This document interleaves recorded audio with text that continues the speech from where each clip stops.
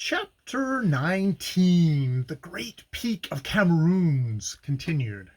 Setting forth how the voyager for a second time reaches the southeast crater, with some account of the pleasures incidental to camping out in the said crater.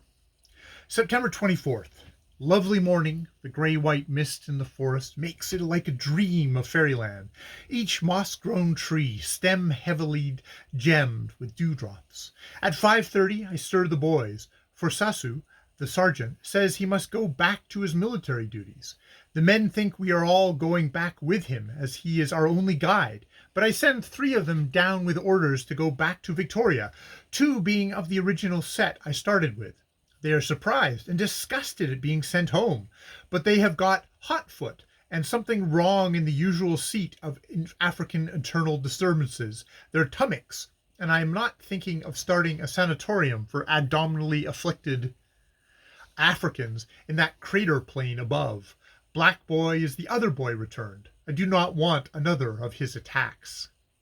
They go, and this leaves me in the forest camp with Kefala, Ixina, and Cook, and we start expecting the water sent for by Monrovia Boy yesterday forenoon. There are an abominable lot of bees about. They do not give one a moment's peace, getting beneath the waterproof sheets over the bed. The ground bestrewn with leaves and dried wood is a mass of large flies, rather like our common housefly, but both butterflies and beetles seem scarce, and I confess I do not feel up to hunting much after yesterday's work, and deem it advisable to rest. My face, and particularly my lips, are a misery to me, having been blistered all over by yesterday's sun, and last night I inadvertently whipped the skin all off one cheek with the blanket, and it keeps on bleeding, and, horror of horrors, there is no tea until that water comes. I wish I had got the mountaineering spirit, for then I could say, I'll never come to this sort of place again, for you can get all you want in the Alps. I have been told this by my mountaineering friends. I have never been there, and that you can go and do all sorts of stupendous things all day and come back in the evening to the table d'hôte at an hotel. But as I have not got the mountaineering spirit, I suppose I shall come fooling into some such place as this as soon as I get the next chance. About 8:30, to our delight, the gallant Monrovia boy comes through the bush with a demijohn of water, and I get my tea, and I give men the only half-pound of rice I have, and a tin of meat, and they eat, and become merry, and chat over their absent companions in a scornful, scandalous way. Who cares for hotels now? When one is in a delightful place like this, one must work, so off I go to the north into the forest, after giving the rest of the demijohn of water into the Monrovia boy's charge, with strict orders it is not to be opened till my return. Quantities of beetles. A little after 2 o'clock I returned to camp, after having wandered about in the forest, and found 3 very deep holes, down which I heaved rocks, and in no case heard a splash.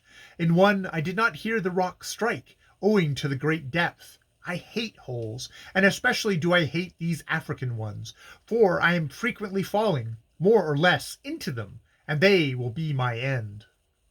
The other demijohns of water have not arrived yet, and we are getting anxious again because the men's food has not come up, and they have been so exceedingly thirsty that they have drunk most of the water, not, however, since it has been in the Monrovia's charge, but at 3:15 another boy comes through the bush with another demijohn of water.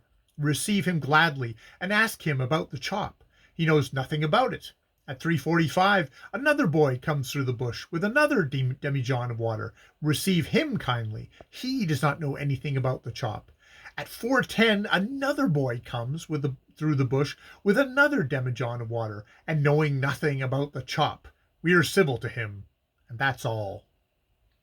A terrific tornado, which has been lurking, growling about, then sits down in the forest and bursts, wrapping us up in a lively kind of fog, with its thunder, lightning, and rain. It was impossible to hear or to make oneself heard at the distance of even a few paces, because of the shrill squeal of the wind, the roar of the thunder, and the rush of the rain on the trees round us. It was not like having a storm burst over you in the least. You felt as if you were in the middle of its engine room when it had broken down badly. After half an hour or so, the thunder seems to lift itself off the ground, and the lightning came in sheets instead of in great forks that flew like flights of spears among the forest trees. The thunder, however, had not settled things amicably with the mountain. It roared its rage at Mungo, and Mungo answered back, quivering with a rage as great, under our feet. One feels here as if one were constantly dropping, unasked and unregarded, among painful and violent discussions between the elemental powers of the universe. Mungo growls and swears in thunder at the sky, and sulks in white mist all the morning, and then the sky answers back, hurtling down lightnings and rivers of water with total disregard of Mungo's visitors. The way the water rushes down from the mountain wall through the watercourses in the jungle just above, and then at the edge of the forest spreads out into a sheet of water that is an inch deep and that flies on past us in miniature cascades, trying the while to put our fire out, and so on, is quite interesting. I exhaust my vocabulary on those boys yesterday.